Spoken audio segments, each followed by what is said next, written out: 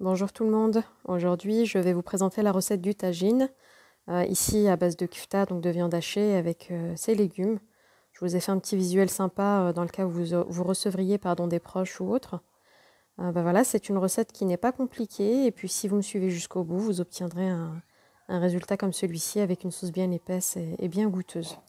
On passe à présent aux ingrédients. Alors, pour un repas pour 2 à 3 personnes, il vous faudra environ 300 g de viande hachée. Ici, j'ai utilisé l'équivalent de 3 gros steaks. Sinon, il vous faudra un gros oignon, une gousse d'ail, le tiers d'une courgette, 3 à 4 petites pommes de terre, 2 carottes, 2 tomates, des olives, persil et coriandre, du concentré de tomate. Et pour les épices, j'ai utilisé du cumin, du gingembre, paprika, curcuma, sel et poivre. Je vous ai mis toutes les quantités exactes pour chaque étape dont vous aurez besoin. Alors vous allez dans un premier temps découper les courgettes, les pommes de terre et les carottes en fines rondelles. Et surtout vous assurer que les courgettes et les pommes de terre aient à peu près le même diamètre et la même épaisseur. Alors pour la préparation des boulettes de kufta, j'ai d'abord versé mes 2 cuillères à soupe d'huile d'olive dans la viande hachée. Alors c'est une étape très importante, hein, ça évite d'avoir une viande sèche quand on la mange. Ensuite, j'ai ajouté une bonne poignée d'herbes, persil et coriandre haché, mélangés tous les deux ensemble. Et enfin, j'ai mis l'équivalent d'un tiers de mon gros oignon, que j'ai coupé en petits morceaux, ou vous pouvez le râper aussi, et que j'ai ajouté à mon mélange. Les 2 tiers, vous allez les garder pour le tagine. Ensuite, on va bien mélanger nos éléments entre eux pour bien les intégrer à la viande hachée et ajouter nos épices. Alors ici, j'ai mis l'équivalent d'une bonne demi-cuillère à café de cumin. Pour le paprika, pareil, une demi-cuillère à café. Ensuite, j'ai mis l'équivalent d'une pointe de cuillère à café de poivre et du sel. Donc on mélange bien et on passe au façonnage de notre viande hachée.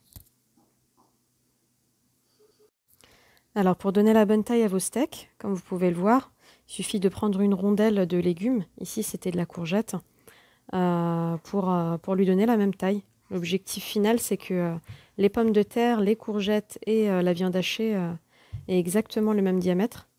Donc voilà, vous faites vos petits steaks très très rapidement à l'aide de cette rondelle. On va maintenant préparer la marinade pour nos légumes.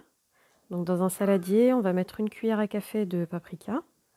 Pour le gingembre, pareil, une cuillère à café. Ensuite, une cuillère à café aussi de curcuma. La pointe d'une cuillère à café de poivre. Et on ajoute du sel.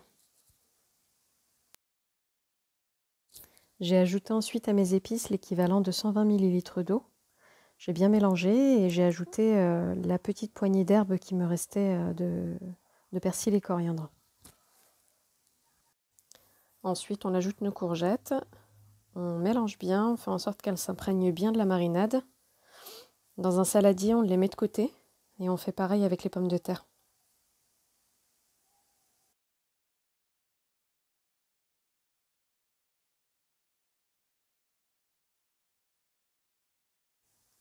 À présent, pour la cuisson, j'ai fait revenir mon oignon, donc les 2 tiers qui me restaient, dans 3 cuillères à soupe d'huile. J'y ai ajouté aussi l'ail et j'ai commencé à disposer mes rondelles de légumes avec mes petits steaks. Alors pour la présentation, vous procédez dans l'ordre que vous voulez. Ici, moi j'ai disposé une rondelle de pommes de terre, ensuite un steak et une rondelle de courgettes. Et j'ai fait pareil jusqu'à obtenir une sorte de couronne comme vous pouvez le voir.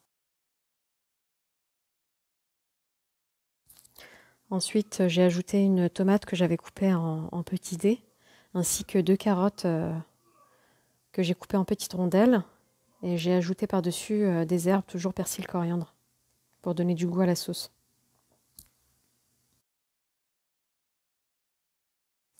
Enfin, vous prenez une petite tomate, vous la coupez en rondelles ou en tranches toujours, et vous la disposez de cette manière tout le long de la couronne, histoire de former une rosace ou une fleur. Et au milieu, vous déposez vos olives. Ici, c'était des olives violettes. On va terminer à présent avec la sauce. J'ai récupéré la marinade des légumes donc ceux qui restaient.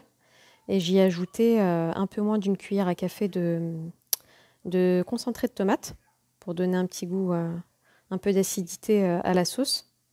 Donc vous mélangez bien et ensuite vous versez votre sauce sur les bords, tout le long des bords du tagine.